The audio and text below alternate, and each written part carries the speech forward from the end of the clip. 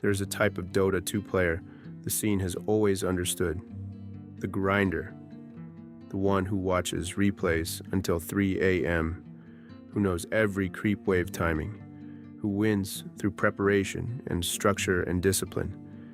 And then there is Topson, Topias, Mika Taavitsainen, a kid from a small town in northern Finland who played the game like he invented it.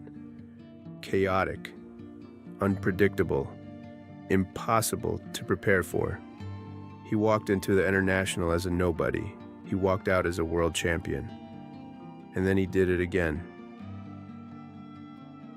Pudas, a town of 20,000 people near the northern coast of Finland. Not exactly the breeding ground for esports legends. Topias was born here on April 14th, 1998, into a family of 12 children, 7 brothers, 4 sisters.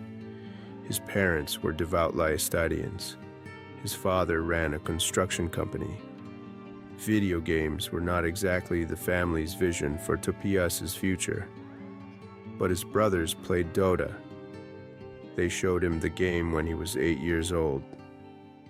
And within what felt like no time at all, he was better than all of them. He didn't go straight into esports. He studied to be an electrician. Didn't like it. Switched to cooking school. Spent 2 years learning to be a chef, streaming Dota in every spare hour. The cooking school didn't last either, because by 2017, his solo MMR was climbing to heights that were pulling actual professional teams into his orbit. He wasn't chasing the scene. The scene came looking for him. He dropped out. He signed. And whatever career he might have had in a kitchen quietly disappeared.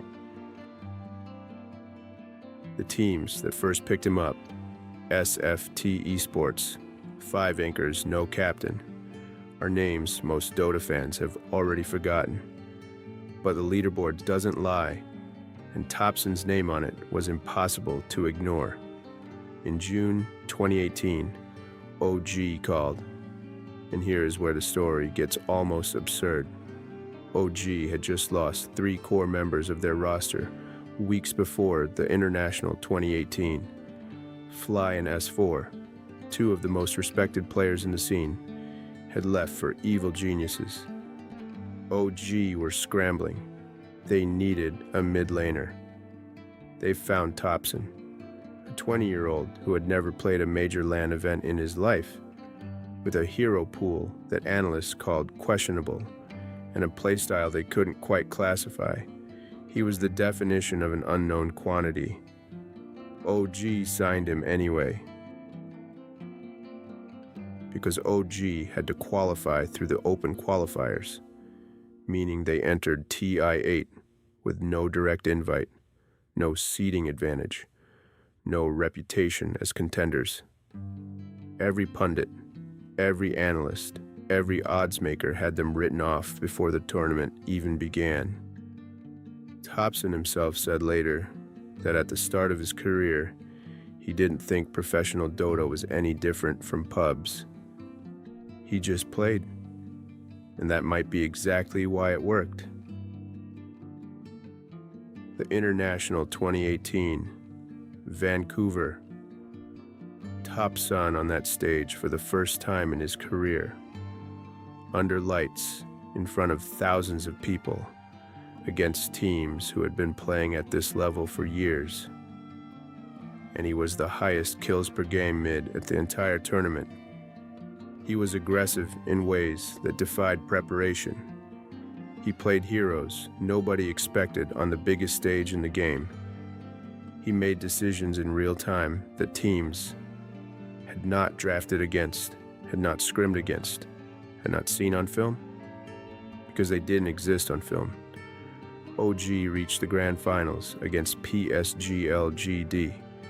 They went down 1-2, 1 game from elimination, and then they won 2 in a row. OG were world champions. Topson, in his first professional LAN ever, had just won the International. The scene didn't quite know what to do with this information. A rookie at TI, winning everything. But OG knew. They ran it back. The entire core roster, and Zero Tail, Seb, Anna, Jerax, Topson, returned for 2019. And at TI9 in Shanghai, they did something no team in Dota history had ever done.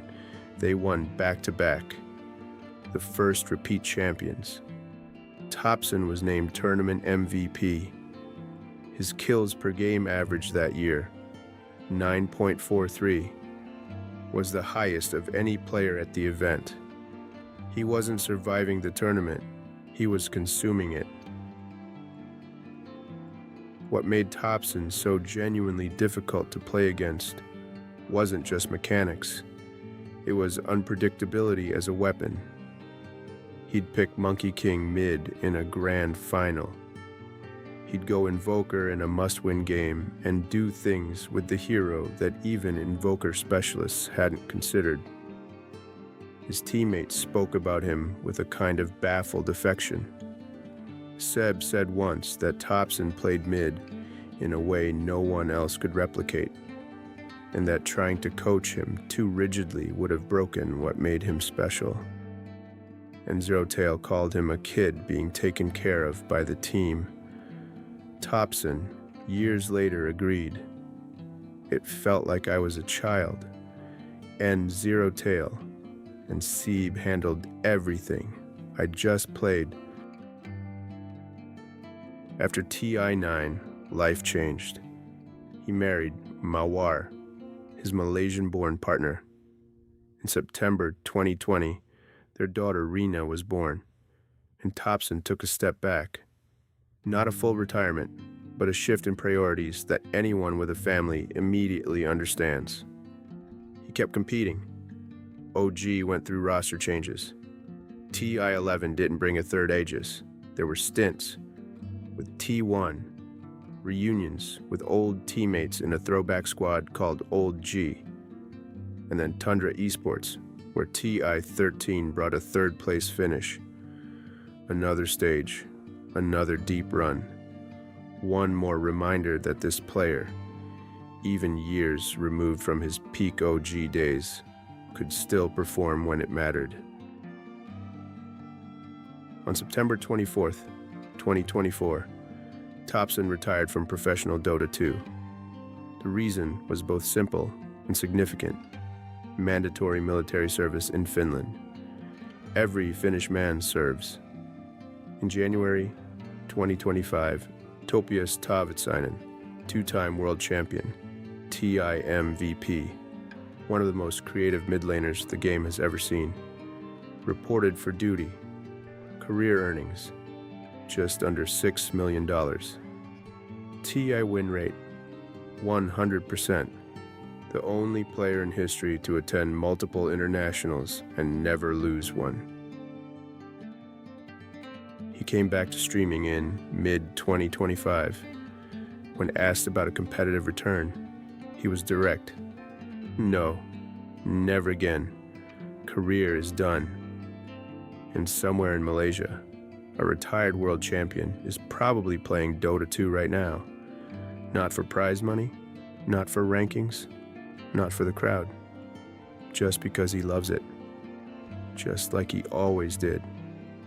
And how Caputas, a kid who learned the game from his brothers and almost became a chef instead, somehow ended up being the most creative player Dota 2 has ever produced. Some things just make sense in hindsight.